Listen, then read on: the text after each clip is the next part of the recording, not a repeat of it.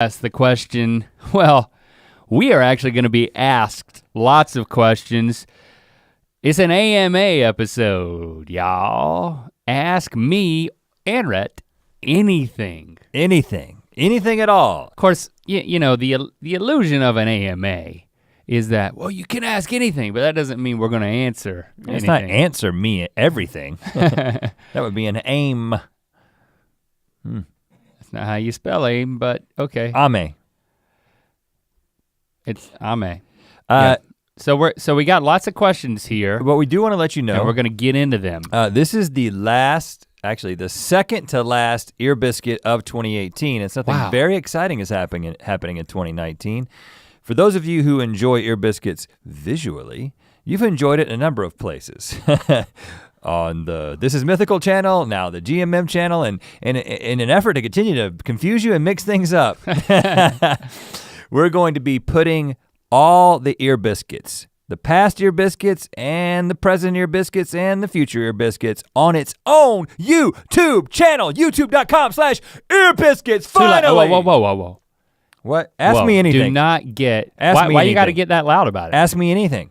It's not about youtube.com/Ear Biscuits. Why do you need to get that loud about it? Because that's what you have to do. I've been on the internet for a long time, and anytime a YouTuber has an announcement, they've gotta get really enthusiastic about it. Right. You know what I'm saying? You gotta get excited about it. You have to make it seem go like over there you're and excited so they get excited. Go over there and describe it. I mean, subscribe to it. You can describe it. YouTube.com/Ear Biscuits, past, present, future, starting in the new year. Starting in the new year, that's where all your new biscuits will be housed. But we're not in the new year yet, we're in the now year. You can subscribe now though, you said that. Ask me anything. How do you subscribe? You go to youtube.com/Ear Biscuits and you click on the subscribe button. You could probably also program your computer to automatically, you could write a script. Okay, I'm over it. And now what do we want to talk about? You can actually go into a public library and write a script on all the computers and get them auto subscribe to it too. Not that I encourage that. So before we get to the first question. But I'll give you a cookie. I guess I have a question for us. Because we didn't get to settle the conversation we were having right before we came in here, because it's like, all right, hold on, you're like, what, are you cold? No, I have on a coat. Were you cold? I anticipated the potential of being cold. It's that time of year, man. You gotta bundle up. I like this jacket. It's got fur around it. But it's interesting that we're both comfortable right now. I'm just saying, I'm in a short sleeve shirt. You're in Isn't that a beautiful thing? You're in like an Icelandic jacket and we're both comfortable. Isn't it beautiful that we can both be comfortable and not have to worry about what the other person's wearing? But I'm concerned about one of us and I don't know who I'm supposed to be concerned about it. I think one of us may be getting sick. I'm probably just getting hot. Okay, all right. Before we get into other people's questions, my question is, can we settle the conversation that we were having right before this? I don't know if we need to settle it. I was just pointing. We were coming in here and then it was like, well, hold on, I gotta go pee before we start. And then you're like, oh, me too. And we go out there and there's 2 bathrooms and the doors are shut on both of them. And I'm in front of you. Mm-hmm. And from my perspective, I did what I always do because I know how to do things. Oh gosh. I knocked on the door. And immediately grabbed the handle. And then I grabbed the handle. There was no hesitation, there was no listening. And here's the thing, when I saw you know there was no listening? Because my ears were closed? I witnessed you doing it, and I know your reaction time is not on the fast side, and so the fact that you knocked and immediately lowered the hand to the handle made me realize that you are the person in this office who does the 1-2 combo and makes everyone else nervous. Maybe there's other people that do it. All I know is this. Oh, you experienced? Is being that inside of there? I do not like the unsettling feeling of someone grabbing the handle of a bathroom door while I'm doing my business. I mean, I will just pucker right up and everything stops for a moment because it's nerve-wracking. You feel like somebody's coming in the door. Well, I guess I don't disagree with that part of it. So my technique is to knock on the door and listen and give people an adequate time to respond, which I would say is 2 seconds, not 0.2 seconds. And then I would say 95 98% of the occupants in this office will respond with some sort of audible indication that they're in there. Listen. In all my years of working here, I've never had to grab the handle, not once. That can't be true because you know what? A lot of times the door's shut and there's nobody in there, so you knock and then you have to grab the handle and the door opens. Well, no, I'm saying when I didn't hear anything after a certain amount of time, I was just like, nobody's in there. I'm saying I haven't ever grabbed the handle and had it locked on me. I knocked. I didn't hear anything knocked and I immediately grabbed the handle.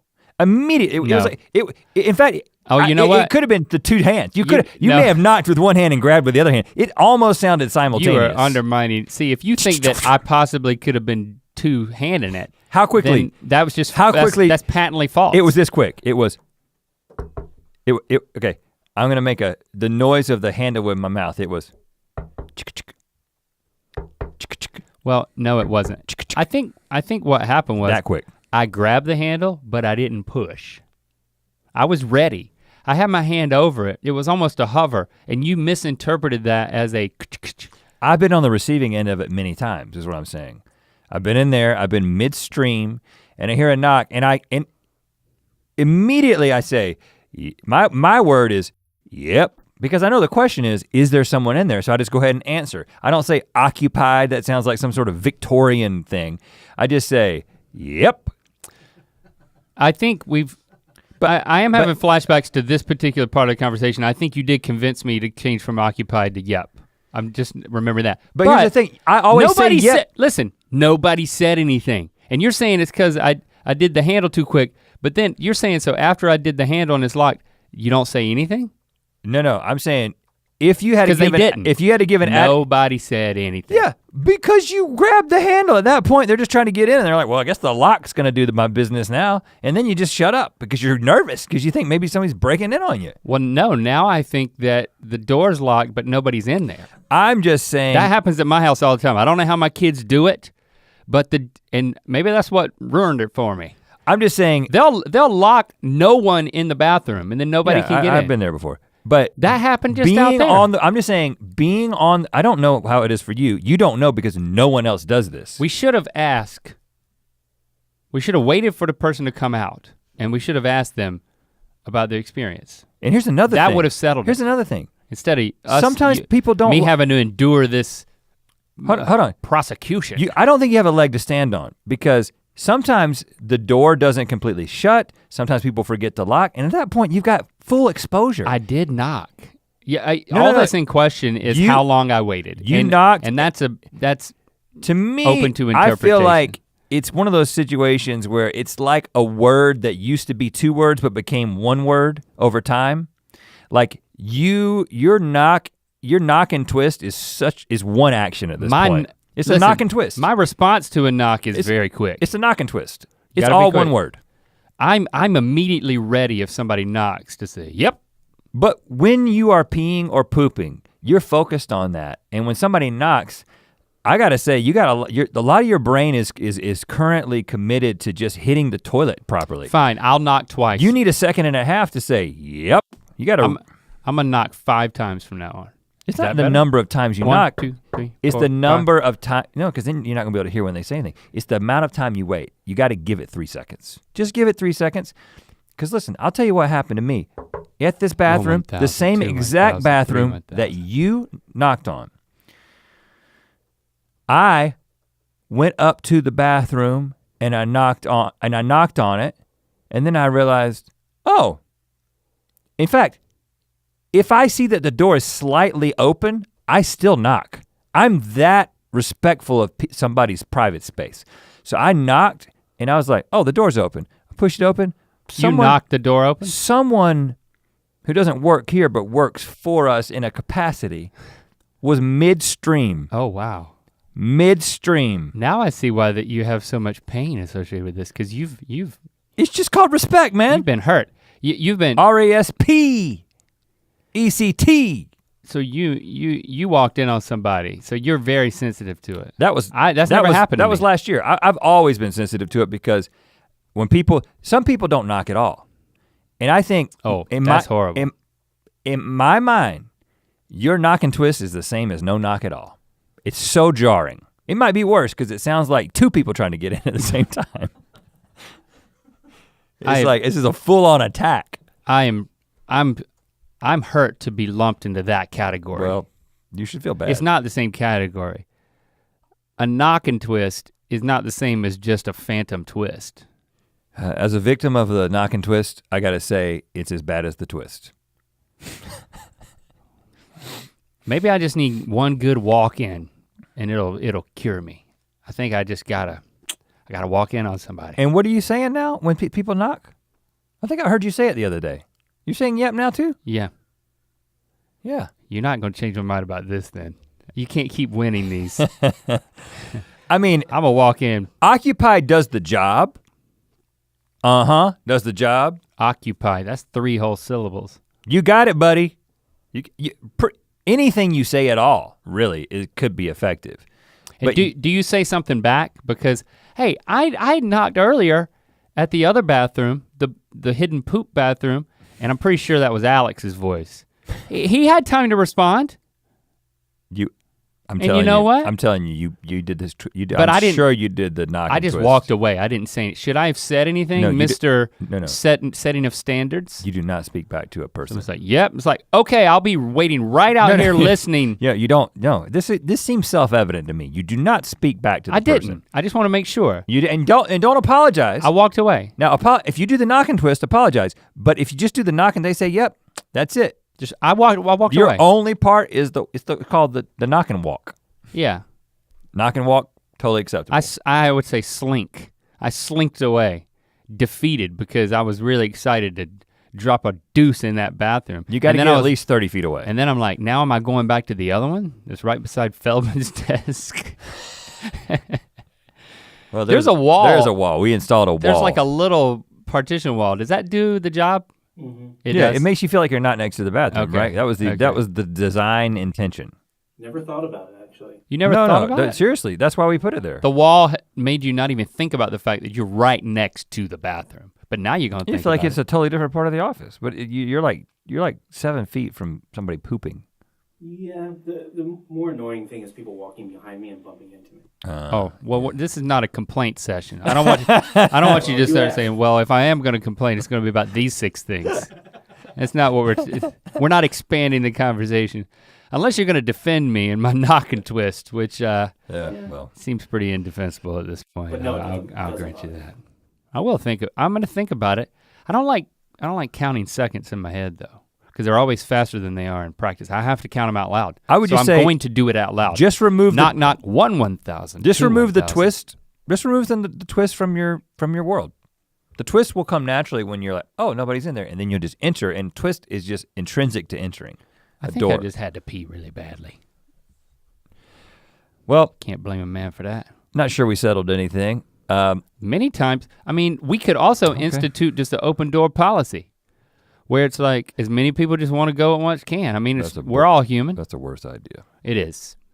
Again, it's kind of like counting out loud. Now that I've done it, I'm like, okay, now I know what time it is. Yeah. So to speak. So just to clarify, for legal reasons, we do not have an open door bathroom policy at Mythical Entertainment. And that one guy who you walked in on apparently does. The co-founder of the company was just talking about that for entertainment purposes only. Isn't that in the description of all of our podcasts? Yeah, right. Like for entertainment purposes the views only. expressed herein are not actual views. They're just presented as entertainment fodder. Let's present some answers to some questions, but before we do that, Link, you have on a jacket that people can't buy, but you have on a shirt that people can buy. Look at this, it's a Mythical skate-esque shirt.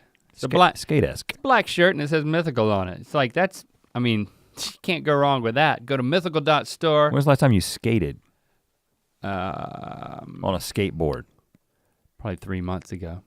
Last Christmas, how did that happen? Christy bought me one of those trendy little skateboards and I was like, girl, you don't want me to get on this. And where'd you do it? She thought it was- On the street? On our street, yeah. Cause like, bold, man. Lincoln and Lando would like ride their scooters around.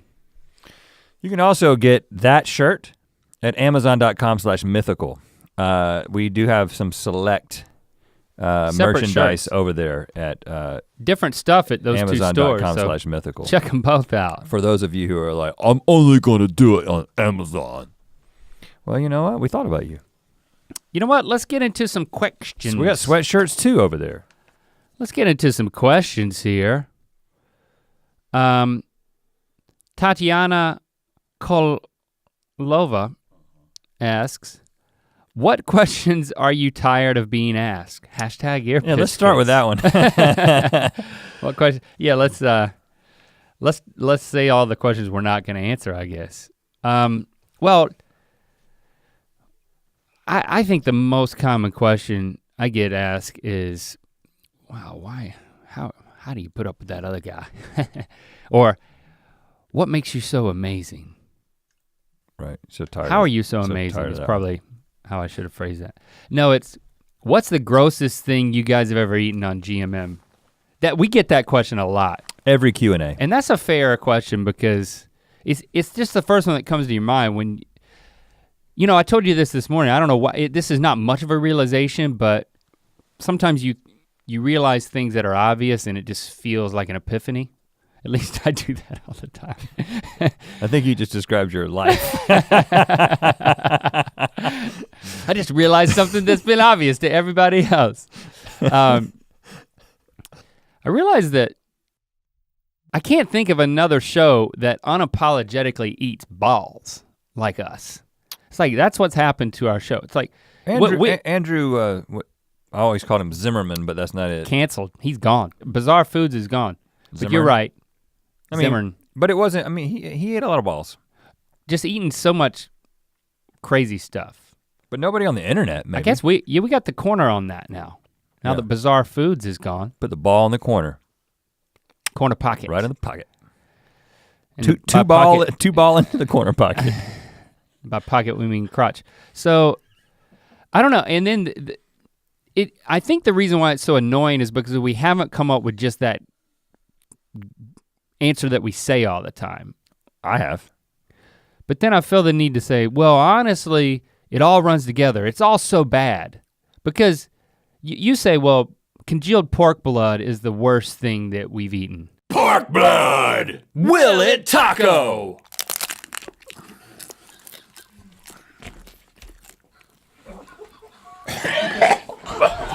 But I don't even know.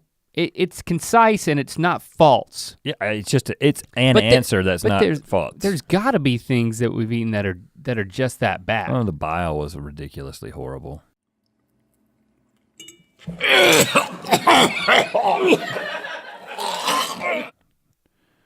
Again, I don't even want to answer this question. We're answering it. But the reason we're so tired of answering it.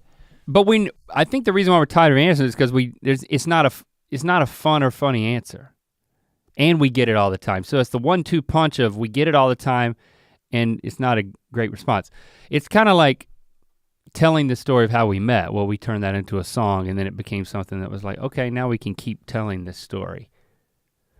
On the first day of first grade. Well, the other question that we get asked almost as much, and I actually think it's my even more least favorite question than what you just said because I don't have an answer for it. I don't know what this is gonna be. What's your favorite episode of Good Mythical Morning? Oh, your favorite episode. Again, that's when I always answer, you know, to be honest with you, they all kind of run together. I mean, like, people who watch the show remember the show better than we do, and remember specific details of the show better than we do. But I did recently answer that question that just because it just seemed like a good answer at the time, that the Post Malone. I said a hip hop, the bitsy spider went down the water spit spout. Because it seemed like a good answer at the time. Because again, I don't really know. It's like there's a lot of episodes that I like had a blast doing. I always said the next one. But Post Malone, that was one that is super, it may be the most memorable one. The one that makes me feel the coolest. Yeah, but we were kind of stressed out. It's like, you know, it was a stressful environment with the musical exercise we were doing. So it was like. Yeah, I was rapping in front of Post Malone, rapping like Post Malone in front of Post Malone. At the time. A little nerve wracking. I would say, so I don't know, it wasn't but as an episode, but maybe not as an experience at the time. Here we go, answering questions that we're tired of. You got any other ones? You wanna, let's move on. This is a question. How tall are you before we move on? I'm just curious. No one's ever asked that. Thanks for asking. Oh, how tall are you? 5'19". See, you came up, you have the cute answer. It's like, with the question you get all the time, you should have a cute answer and you should just move on. Right, 5'19". And that's why we hate those other two, because we don't have a cute answer. Let's come up with cute answers. So this, believe it or not, it's a question that we're asked a lot. Might as well answer it. This is from Allie Dickinson. This came from two different people in two different ways. Allie Dickinson asked, what is the one thing you would tell young Rhett and Link if given the chance? And Emma, Soft and Better on Twitter, asked if you were given the opportunity to go back and change one thing in your lives, could be a correction of a mistake or skipping out on something you knew ended horribly, or would you be too afraid of the dreaded butterfly effect? So this type of question, if you could go back, blah, blah, blah, blah, is one we're tired of being asked? Well, I think people ask that because our shared history is such a part of the work that we do, and we're talking all the time about our past, and then we also say things like, who would have known that going to engineering school would have led to this? And I think people, it's natural to be like, well, what would you do? Would you say something to young Rhett and Link, and what would it be? And would you be afraid to screw things up? I actually have a brand new answer to this. Okay. Like I was literally thinking about this yesterday. Okay. So I have an answer. Do you have an answer? Well, I actually kind of have the same old answer in a brand new way. Do you want to go first? Because I was talking with my, you know what? You answer it first. Well, I was at the gym and I was thinking that my shoulder has started hurting again. Hold on, you're joking. That you started thinking about this at the gym? No, I was at the gym and my shoulder started hurting, and this is related to my shoulder. Okay, well, this is kind of freaky. You'll see why in a second. Is this the butterfly effect? Why are your eyes getting so wide? Is a butterfly about to come out of them? Because it's weird that independently you went to a very similar place that I'm about to go, but just go ahead. The gym? Yes. Really? Literally, the gym is where, and it was literally yesterday. What? Yesterday morning. We may have been exploring this question at the same time. What? Did you see a butterfly come through? If I could go back in time, I wouldn't have thought about it. It's too weird. This is way too weird. And not only did mine happen at the gym, but it was in relationship to an injury. What? Yeah. Yep. I think this just says that we're like old and decrepit, but but it's weird and like, yeah. Like our lives are continue to mirror each other, man. I was looking in the mirror too. I was doing some pull-ups and then stop freaking out. I mean, by the time this comes out, this video's long gone off the wave of the internet, but it was that the guy in Switzerland who was hang gliding with in tandem with a hang gliding guide, and the guy didn't strap him in, so his like pelvis was like hanging up and being supported by the weight of a strap. And the entire ride from the top of a mountain in Switzerland, the dude is hanging on, sometimes by only his left hand, for dear life, as the guy tries to steer down the side of the mountain. And the guy who trains me is like showing me this footage, and then he's like, saw it. It's crazy. He doesn't die, which makes it fun to talk about. He seems to have a good sense of humor about it. But he tore his bicep. And he tore his bicep and he hurt his shoulder. And then which is, first of all, crazy. And we said that he was able to hold on that long, yeah. And to hurt himself that badly. And to not let go. My trainer guy, he was like, there's this challenge where, I can't remember where he said it was. The hang glider challenge. No, all YouTubers are doing it now. He was like, if you hold on to, it's at Venice Beach. You can go there, and if you can hold on for 100 seconds, it'll give you $100. Just hang? Just hang for 100 seconds. Must be a lot harder than it seems. And then he's like, let's see how long you can hang. Now, I had already done some pull-ups, okay? You know, full uncheated pull-ups. Like lock elbow, back up. But I thought that hanging was supposed to make shoulders feel good. I'm just saying that I was a little tired and then I started hanging, okay? And he starts timing me. How long do you think I went? Well, if 100 seconds gives you $100, it means that in order to make that a profitable proposition, no more than 5% of people could do it. I would put you in the 40th percentile. Thanks. After my pull-ups, right? I'll put you in the 30th percentile after pull-ups. So I think you went for 27 seconds. Thanks for that vote of confidence. I went 45 seconds. Oh, okay, not bad. But that was really hard. But you know, my life wasn't in danger. I wasn't literally hovering over the Alps or wherever they were. It was really hard. That's all I could do. I bet you I couldn't do that. I bet you I couldn't do 45. So then afterward I was like, my shoulder was already, that didn't make my shoulder hurt. My shoulder was already hurting from doing some kettlebell swings a week earlier. And I was kind of, and then, so like doing something like having fun, doing this hanging challenge is something that like I started getting nervous about. And then I started thinking. You were having fun?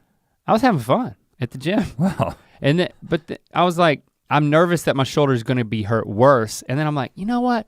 If I could go back in time, I would go back, I guess it would be 4 years ago now, and I would not sleep on my right arm.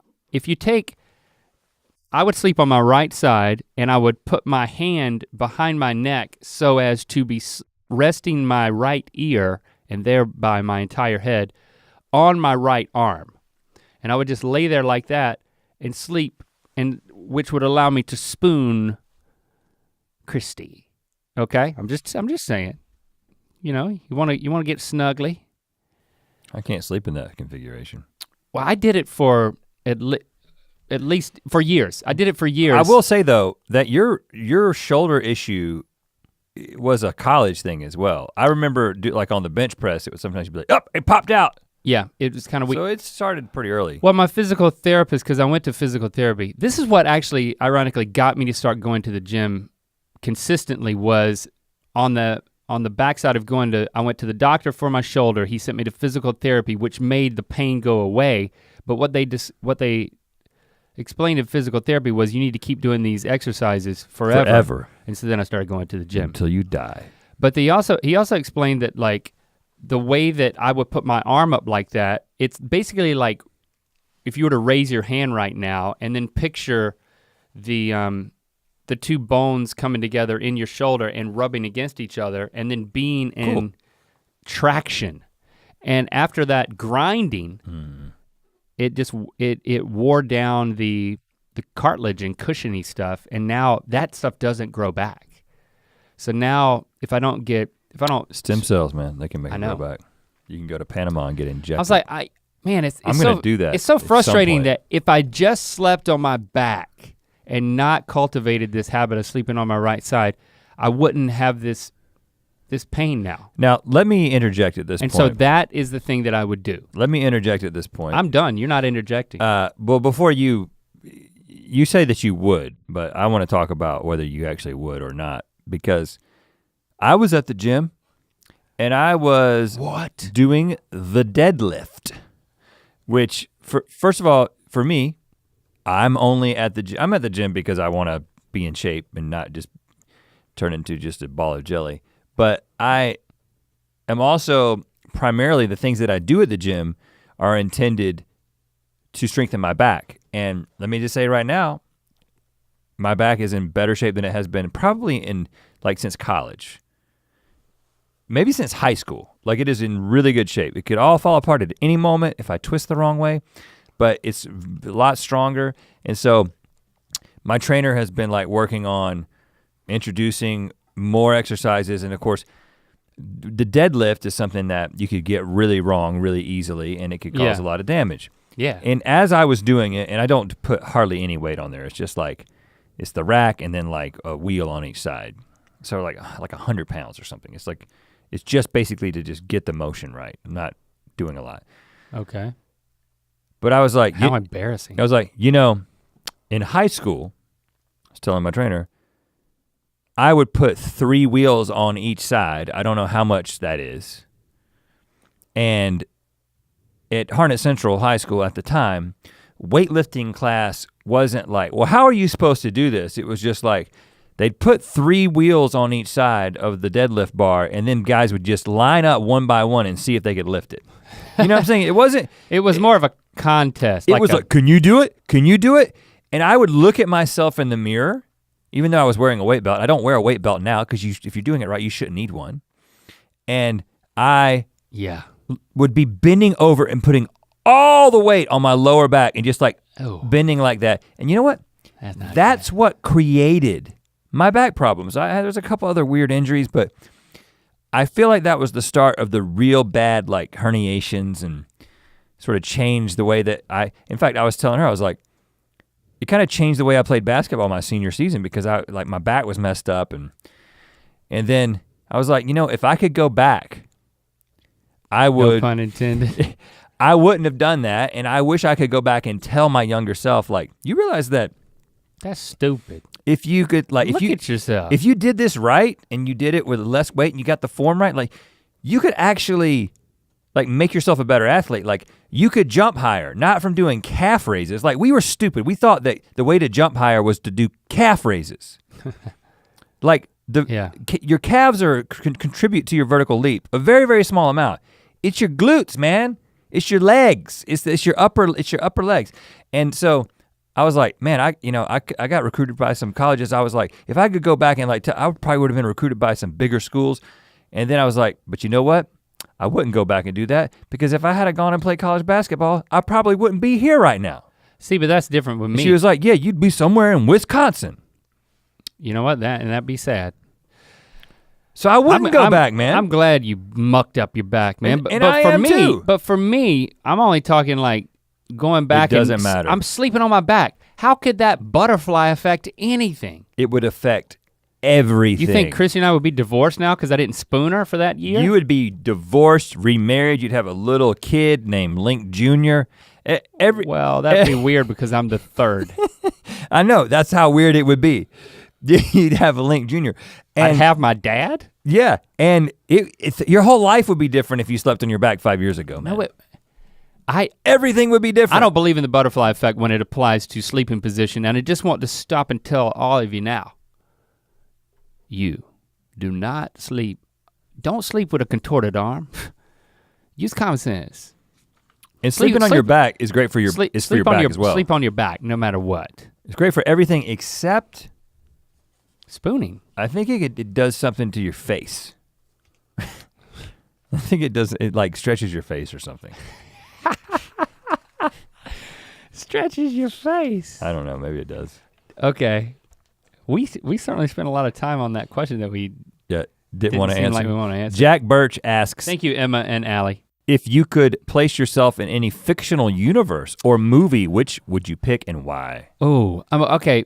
Just knee-jerk response to this for me is Middle Earth, man. I mean, and I thought specifically like where the wood elves lived. They're the ones that, I haven't watched it in a long time, but they're the ones who I believe came out of, it was, they were more mysterious in the woods.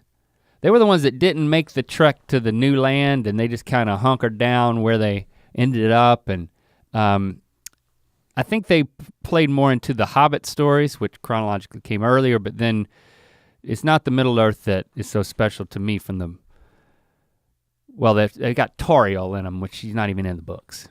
I do like Evangeline, whatever her name, Lily though. I do like her. Really? Yeah, I watched the first half of Ant-Man 2 on the plane. What happened to the second half? Oh, well, the plane landed. You gotta time it better than that.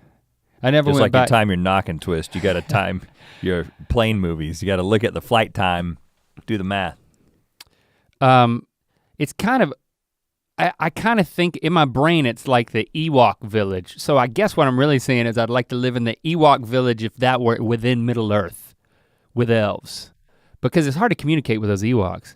But the elves are like, they speak calmly and the good warriors. Here's the thing, you can't pick a place because I would be like, oh, I'd like to live in Rivendell, but this is the entire fictional universe. This is the entire movie. The entire world there. And I'd probably end up in Hobbiton, just eating and gardening. That's a great answer.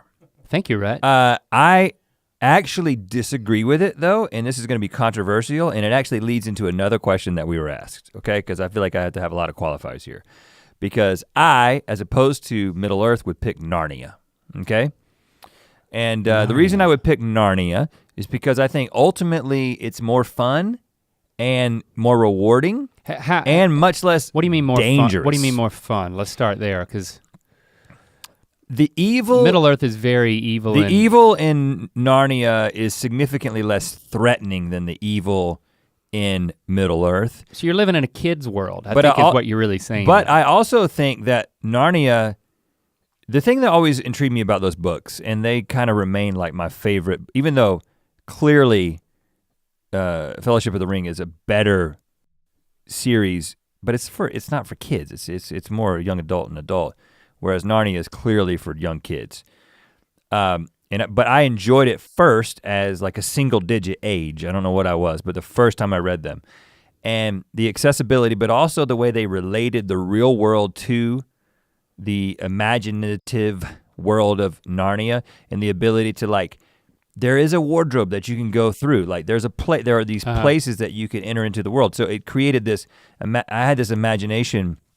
You had an imagination? I would be out in the woods. That's cool. And I would see like a tree with like a hole. You like the portal. And I was like, okay, maybe this is Narnia. Like maybe this is the time. I'm gonna go up to this and I'm gonna stick my head in this hole in this tree. Well, that's how you exit Narnia. You should have been looking for a wardrobe. No, but you can get in there multiple ways. And I figured that in my world, okay, not England, but the US, modern day, maybe there were other ways into Narnia.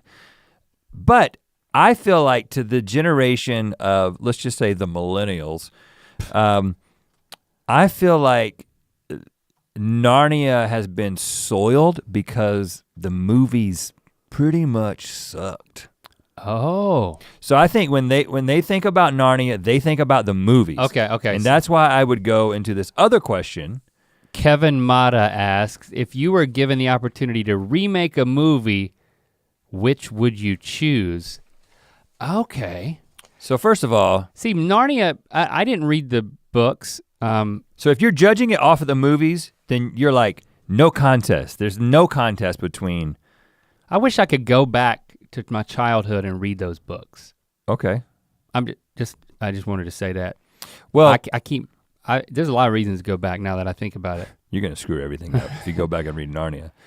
So I'm just saying I don't have that, I didn't have an expectation. Also, my kids weren't of an age to take them and they didn't care. So I actually didn't end up watching them in the theater, but I did watch one and it did kind of suck. Okay, but suck is probably too strong of a word. I know some of you may have really liked the movies, but it was, in terms of how impactful the books were for me personally. But I think, first of all, if you remade it, would you age it up? Because that wouldn't be true to the books. And I think that's really what you're saying, that's your critique of it. Is it that? No, there are movies that are more intended for kids that capture, there was a cheesiness to the movies that, also, something that for some reason didn't seem to happen with Lord of the Rings. Like, it was a weird moment in CGI technology. Right. Yeah. Not quite as weird as like 5 years before that, but just something about the way that you have this view of Aslan and what he's going to mean to you, and then you see him and you're like, that's just Liam Neeson. And also, it sounds like Liam Neeson is in my freaking ear because he just did this voiceover into like a microphone like this. I think we're talking budget. I think they have budget issues. I think they spent a lot of money. They spent, what was the budget on the Narnia movies. And then what was the budget on the Lord of the Rings? Can you just look those up real quick? But they're doing. And then we're gonna see. We're doing. But Peter Jackson, I don't even know who directed the Chronicles of Narnia. Disney is doing these like. Well, I should do the next one. Live action remakes, like like the Lion King is a lot of people like. Total for all really three excited films. about that, But hold on, total for all three films. I think you're pitching a remake that is like that. 560 million? Yeah. For how many movies? 3. That's a lot of money, man. It grossed 1.6 billion. It made a lot of money. 1.6 billion It was gross. successful because of the IP, man. Yeah, but what about Lord of the Rings? 281. 281 total? That's what it says here. Film series. Wow, okay. Well, they don't shoot in the U.S. They don't shoot in the US. There you go. But they made more money. They made more than 1.6 billion. 2.9. 2.9 billion, so almost twice as much. That's irrelevant to your point, though. Anyway, because here's the thing that I wouldn't do. But a lot of people, like just a couple weeks ago on Twitter, people were talking about like, are they gonna remake Back to the Future? And a lot of people wisely said, no, you don't remake movies that were perfect. You don't remake perfect movies unless you're a freaking idiot. So that's why I think you're onto something. You make remake movies that sucked. They weren't as magical as they needed to be. And they can benefit from technology now, like the way that Disney's remaking these movies. I mean, people are critiquing the trailer and saying that The Lion King is like a shot for shot, it seems like. And it's like, is that really necessary? Okay, well hold on, this might be an exception because remaking The Lion King in a different way is a slightly different conversation. But what are you gonna do with Back to the Future? You're gonna make another live action Back to the Future. No, you make it animated with Legos. Lego can do that. Okay. If it translates Back to the Future. The only way to acceptably remake a movie that was done well the first time is to change the medium. That's the rule. Okay, so you can go to animation from live action, which is weird. You can definitely go to live action from animation, which is cool because it's been done. Jungle Book, was that good? I don't know. Yeah, it was good. There was a live action character in that though. And there's not one in The Lion King. Yeah, I was like, oh, Donald Glover's in it. And then I was like, no, he's not. His voice is in it. It's different, guys. I haven't seen enough movies to know what to remake. So let's ask another question. Okay. Every movie that I've seen, I only see movies if they're fresh on Rotten Tomatoes and the audience likes them. And what? I don't see a lot of movies. Clearly. Right, yeah, you don't like Rotten Tomatoes reviews? You don't think they're reliable? No, I just don't think you get both of those together. Oh, you don't get both those together. Yeah, I don't watch a lot of movies in the theater. I ain't got time for that. It's gotta be a knock it out of the park type situation. Madison Wright asks. I'm gonna remake Aquaman. Like I wanna do a low budget, I'll be Aquaman. I can't hold my breath that long. We heard an interesting sort of industry story about Aquaman that I wanted to tell. Huh? The live action Aquaman is out right now. Yeah. With Jason Momoa. But I'm gonna go ahead and remake it. My wife's favorite person who's not me, Jason Momoa. Now, here's something that we heard this is inside industry knowledge. We know someone who worked in some costume design on Aquaman. And they spent all this time creating this amazing handmade Aquaman suit that was like, had I don't know I haven't seen it, I'm not gonna see it, but it's like scales and they were like made out of something and like they spent like months like working on this thing and like handcrafting it and then they like gave it to Jason Momoa and he like picked it up, it was like, it's too heavy. And so they ended up like painting the stuff on him. Yeah. So take that. Which we've done that. Jesse, that's what Jason Momoa will do for you. You'll work on his suit for months and then you just give it to him and he's like, too heavy. But he looks great just having paint on him. So she knows that. Yeah, right. I shouldn't have brought him up. Right. I shouldn't even say his name because it just puts him in her mind. I'm actually thinking about seeing that movie. Then she looks at me. Right. Oh, yeah, right. That's why I'm going to the gym, man. I'm gonna be Jason Momoa in about no, you're not. 9 months. Okay, you want to think about that a little bit, or do you want me to move on? Yeah, let's go with Erickson here. Oh, you want to go there? No, we'll go back. Let's go back. We'll get to everybody. Madison. Why don't we read it? I gave birth to a pineapple on your tour in Portland. Right. Are you ever going to start sending me fruit child support?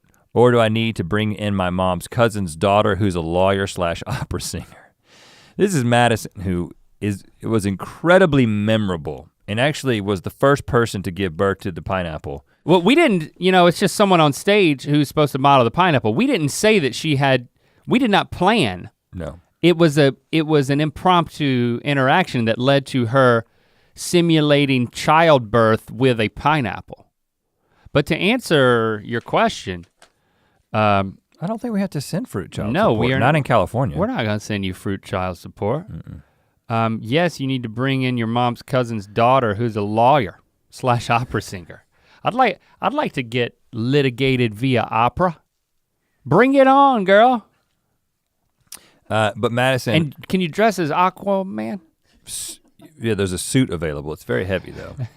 Madison was very memorable. And I think I remember after she did that, she sat back down and I remember saying something like, we might have an opening at Mythical Entertainment for you because she was so funny in the moment. So really that's what she should have asked is, where do I send my resume? But she didn't. She chose to threaten litigation and right. Look at her now. She's getting belittled in a podcast. Now we can get to Erickson. Because I didn't want to. Okay, go ahead. Ray Lee Erickson asks, do you think cannibalism would solve world hunger and population control? Oh gosh, that is a morbid thought, Ray Lee. If people ate each other, they would not be as hungry. True. So that's true. And then the people who they ate, I assume would die. Well, hold on, because there's 3 forms of cannibalism, okay? And I don't know the technical terms. The first form is like the movie Alive about the soccer team that gets stranded in the Alps. Mm-hmm. That is eating your friends after they've already died. That is a form of cannibalism. In order to survive, yes. And in my mind, that is acceptable. Second form of cannibalism is killing and consuming someone. In my mind, that is not acceptable. That's murder. And the third form of cannibalism is voluntary, non-fatal cannibalism, where you cut off part of your body and feed it to a group of people, but don't die. Ew. And now this is the most interesting form of cannibalism in my mind. Well, let's camp out here, shall we? Okay. So you're slicing off. You're like at a wedding reception. You're like got your leg up on the table like a ham hock. Yeah. Like a prime rib, and you're just slicing your. Oh God. Well, it would have been surgically removed in a sterile environment. You would be okay, and then you would present it, and you'd be like, "This week." No, okay. So we all don't die. We're eating my leg. Now let's not. Whether you eat your own self, no, hold on. I don't know. I haven't thought that. You wouldn't remove your whole leg. You would just remove like a calf muscle, like just part of the muscle. Like a jerky. It would be like a jerky. You'd remove part of the muscle that would then regenerate like a lizard's tail. Muscle doesn't regenerate in that way, but you can build it up and maybe get close to the mass. You're right. It doesn't regenerate though. But you can. That's why it's not a renewable resource. So that's why this is a bad idea. I mean, I got glutes for days. I've been doing lots of deadlifts. So I feel like you could take a scoop of my glute out and be like, it's glute scoops tonight. But I do think we should glute scoops. That's not gonna work. Are those meatballs? No, they're glute scoops.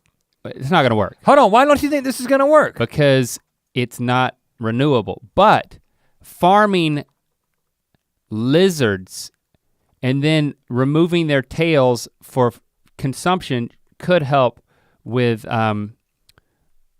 global impoverishment. Hunger. What kind of nutritional value is there in lizard tails? Some. Enough. I'm sure some. there's. I'm sure you can. I'm sure we can.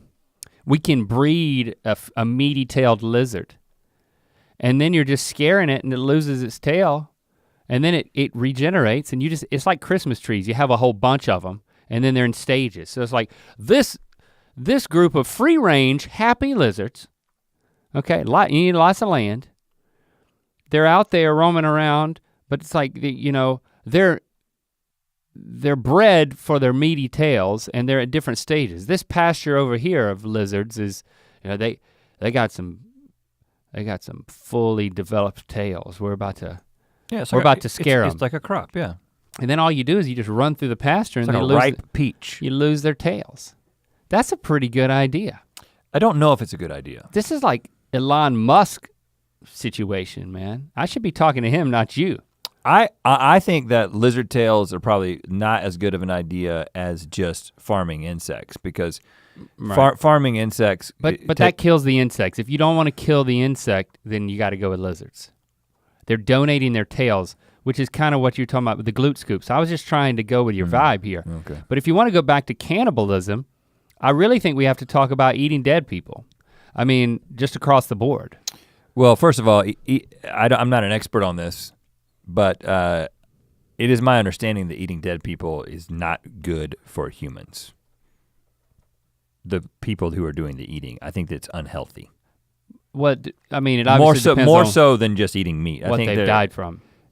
But even you're saying you could survive even if it's prepared well on a mountain for you could survive, but you're saying it's not good for you? It's not gonna kill you. It's not nutritious? I seem to have read at some point that people eating people leads to weird diseases. Maybe I'm wrong about that. That doesn't ring true to me. I mean, isn't like a glute scoop from a freshly dead person who say, you know what, I want to donate my glutes to be scooped for, to feed the world. I don't know. Just something about it just seems like it would go bad after a while. If all you're eating is glute scoops for days on end. Well, I'm not saying it's all you eat. I'm not trying to say that butt muscle is a balanced diet. I'm just saying it's a part of a balanced diet. But technically he was at Ray Lee, which I like that name, by the way. Ray Lee Erickson. Sounds like I like that name, Ray Lee Erickson. It does sound like somebody like to scoop your glutes when you die. It sounds like someone who might commit a murder. This week, Ray Lee Erickson arrested for cannibalism in an effort to contribute to population control and solve world hunger. Sorry, I don't know. It's a beautiful name. I think it's a good idea to eat fresh, consensual dead people. Consensual. I don't know, man. I don't know. I think if you're curious what it tastes like. Well, I know that. I already said that if I had to, I would, without qualms, eat a person for survival. Life or death. But I wouldn't make it a part of my diet. But there is an interesting proposition that if for some reason it doesn't turn out to be bad for you, if we could just take all the dead people and create a slurry out of them. Oh gosh. Like Soylent Green. What? Right, I mean Soylent Green is people. Spoiler alert. But seriously, I mean you could potentially create a Soylent from dead human tissue, and if it was. But I don't like to eat meat slurry. I like to eat like cuts of meat. It would have additives in it that would make it taste okay. Okay, fine. Let's do it. It seems to be better than just letting them rot or burning them. And I don't think it's an abomination. I mean, it sounds like it should be, but I don't think it technically is. I don't even know what that means. I don't know if you can determine what an abomination is. That's true. On a personal level. Maybe it's not an abomination. Well, I think you can, because if it's not it's definitely an abomination to some people, okay? Right. But I would do it, like I said. You want to move on because Yeah. Pete Sheridan. I think it's just Sheridan. Oh, okay. Pete Sheridan asks, Pete, you should You've been in LA too long. all you got to do is add one more I, Pete Sheridan, and you're onto something. You and Ray Lee Erickson can eat dead people together. Pete Sheridan and Ray Lee Erickson, the serial killing duo, glute scooping across America. Who knew that when you ask a question on the social media that we were gonna make you into cannibalistic serial killing duo? Yeah, be careful. Be careful what you ask Dressed for. as Aquaman. Pete Sheridan asks, do you guys know what this rash on my leg is? Well, first of all, Pete, you didn't send a picture. Second of all, Pete, don't send a picture. I don't know how to identify rashes on legs, but I wonder if that impacts the viability of the meat of the leg. You definitely do not want meat that has been bathed Rashed. in hydrocortisone cream. You know, or not, and just has a rash. Yeah. Well, no, you peel the skin off. Does the rash go to the muscle? If the rash goes to the muscle, Pete, you need to see a doctor immediately because that's not a rash. Well, kind of like an apple gets rotten, starts on the skin. And it's a little different. Yeah, that would be gangrene. That's not a rash. Okay. Don't eat the mushy parts. If the glute scoop's mushy, now move on. Speaking of good names, Magnus Mar Payson. Getting a closer look? No. Magnus Mar Paulsen. Okay. Which is definitely some sort of Scandinavian name, I would think, right? Who are we to generalize? I get a lot of ideas and inspiration from you guys. Wow, well, thank you. From watching new GMMs and Ear Biscuits, as well as just watching old Rhett and Link music videos and old GMM videos back when you guys started. I wanted to know what content creators, musicians, and authors, etc., inspire you guys. That's a good question. MMP. Now, first of all, this question makes me a little bit, I feel a little inadequate whenever I think about this, and definitely when I'm asked it. Here's why. Okay. Whenever you see like respected artists interviewed talk about their work, it seems like the references, their influences and references to other works are like right on the tip of their tongue. And I've always felt a little funny about that because sure, me and you have been heavily influenced by a lot of people and a lot of forms of entertainment, but we haven't processed it very directly, right? Sometimes people are like, what did you guys think was funny growing up? And I'll be like, my dad, which has influenced the way that I make the funny. But also like me and you, we were big fans of Seinfeld. We watched Seinfeld in high school. We watched SNL growing up and we would bond over the latest like Jack Handy deep thoughts, you know, and yeah. Lorne Michaels is famous for saying that people usually say that their favorite era of SNL is when they were in high school. For us, I think it may have been when we were middle school is when we were like really connecting with it. Yeah. But anyway, sure, there's lots of like sort of the traditional things that we're influenced by, but it's not this very direct, it's not like we are just guys, like we're not filmmakers, right? You know, we hope to make movies.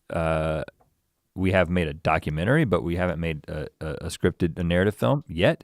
But when we sit down to do that, it's not like we're a film director who's like, well, these are my favorite visual influences. These are the DPs that I like. These are the directors that I like. This is the style that I like, and this is the way that I'm gonna kind of take these pieces and then create my derivative yet original approach to this thing. And it's just that's not how we don't think that way directly. I think we think that way it sort of inherently. Actually, I have a list. Oh, good, go for it. Say your list. Just joking. Yeah, I relate to that, but I did come up with somebody, and I do think if you look at a particular medium, and then we really think about it, we can say who inspired us, okay?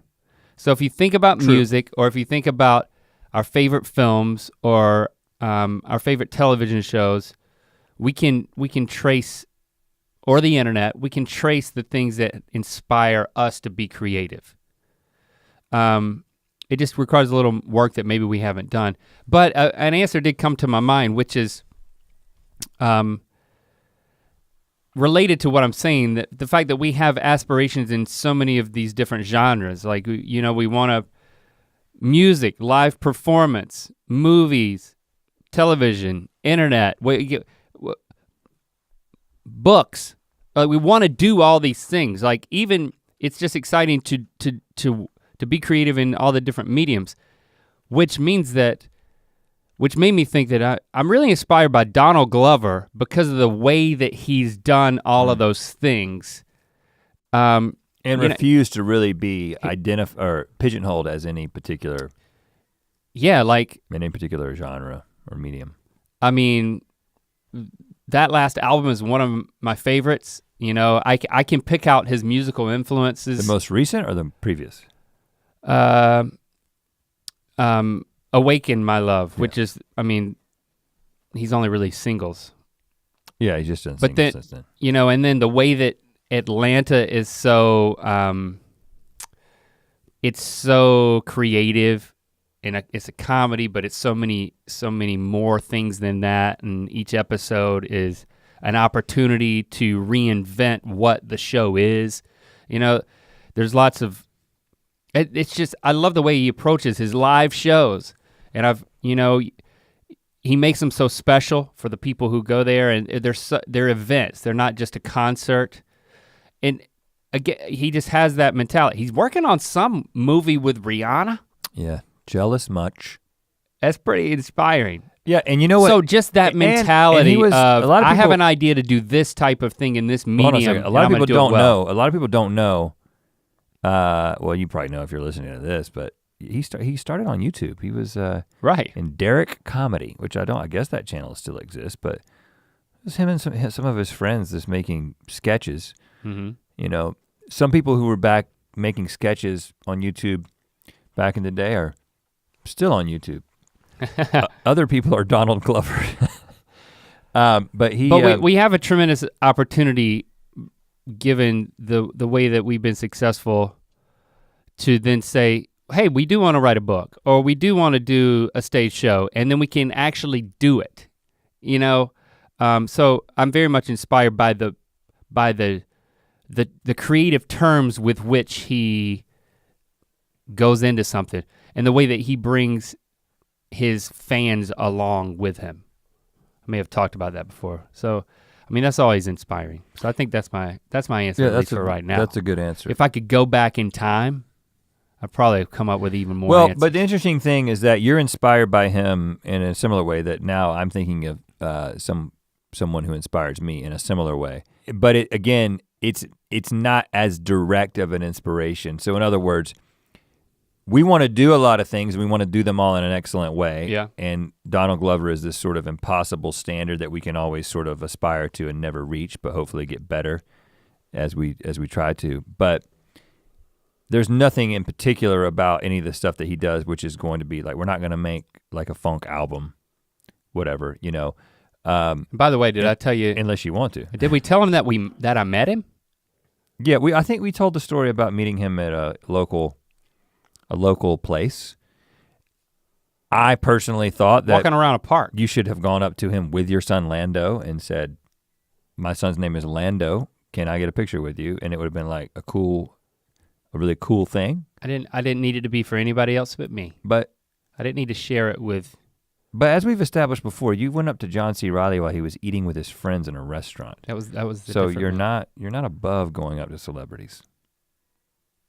Well, I've changed. But again, but it's not specific works, but somebody whose career inspires me, and is inspiring me right now, because I tend to be like influenced by things as I'm kind of exploring them. The Duplass brothers, Mark and Jay Duplass, they've got a book that I'm listening to. It's like a short audio book. It's like 7 hours.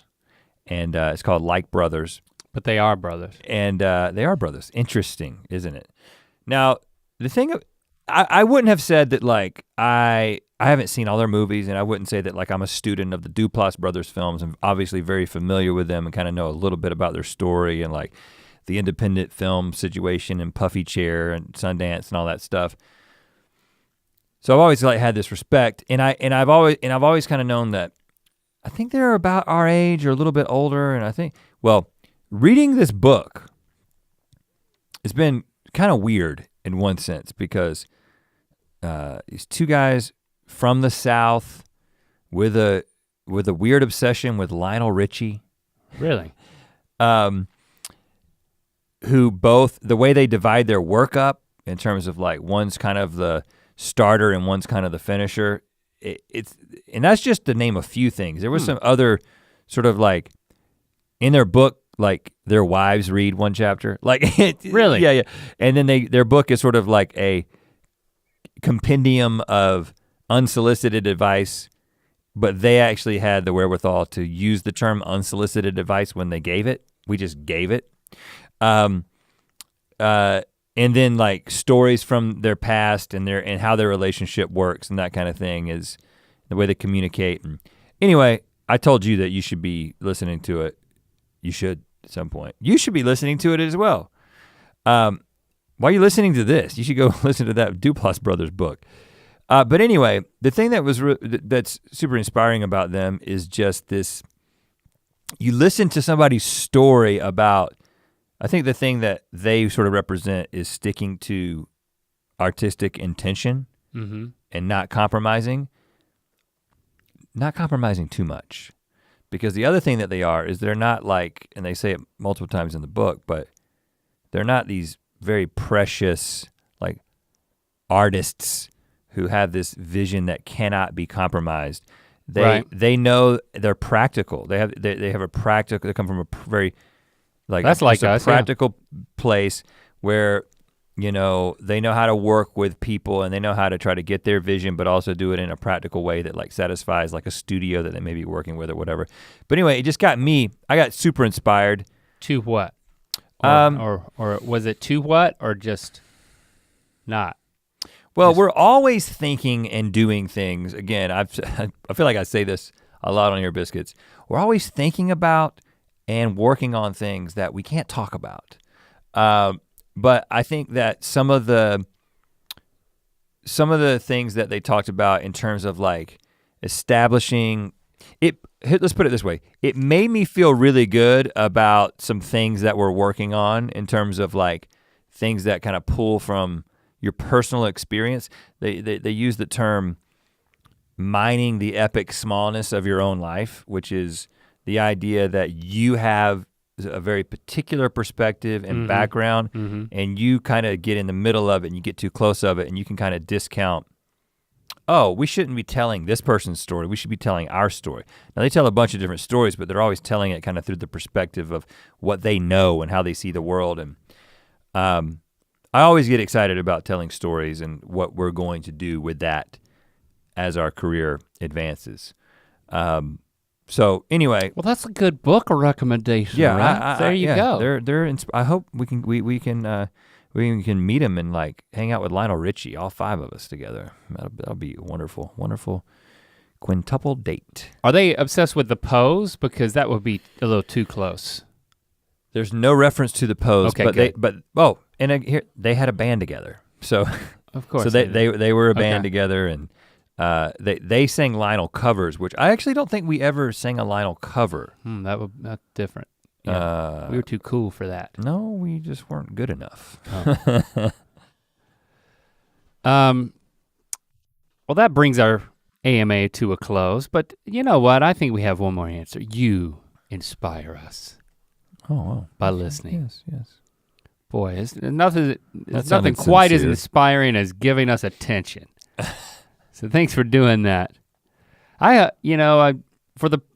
We we've heard that we've been an inspiration to people. And boy, that is really nice. Yeah, I actually was really nice to find out that you've inspired somebody. I was looking through, as I do from time to time, looking for reviews of our book of Mythicality. I do that from time to time for self-validation, and I came across a review that was somebody gave us 2 stars out of 5, and then said, if these guys were half as interesting as they think they are, this would be a good book. And so yeah. Wow, I'm glad you brought that up. Yeah, we think we're pretty interesting. I don't know what to say to that. You're not really supposed to. I just thought it was funny. Oh. But you know what you should do? You know what else is interesting? You should go to youtube.com/earbiscuits. It's a new YouTube channel. You can subscribe to it now. There's nothing there, but there will be soon, including 0 subscribers? We're not, I thought we were repurposing a channel. It has 2,100. Yeah. Okay. Well, so we have a It little has bit. a few. We have a little bit of a head start, but go over there 2,000 subscribers. and subscribe to youtube.com/earbiscuits, and all your favorite ear biscuits from the past, present, and the future will be there. If you want to talk about cannibalism, #Ear Biscuits. Let's go for it. Let's do it. We'll talk at you next week as this year grinds to a halt, just like my shoulder was grinding against itself for years. Man, if I could just go back. To hear this ear biscuit in its entirety and make sure you don't miss an episode, follow the links in the description to subscribe on Apple Podcasts or anywhere else podcasts are available. To watch more Ear Biscuits, click on the playlist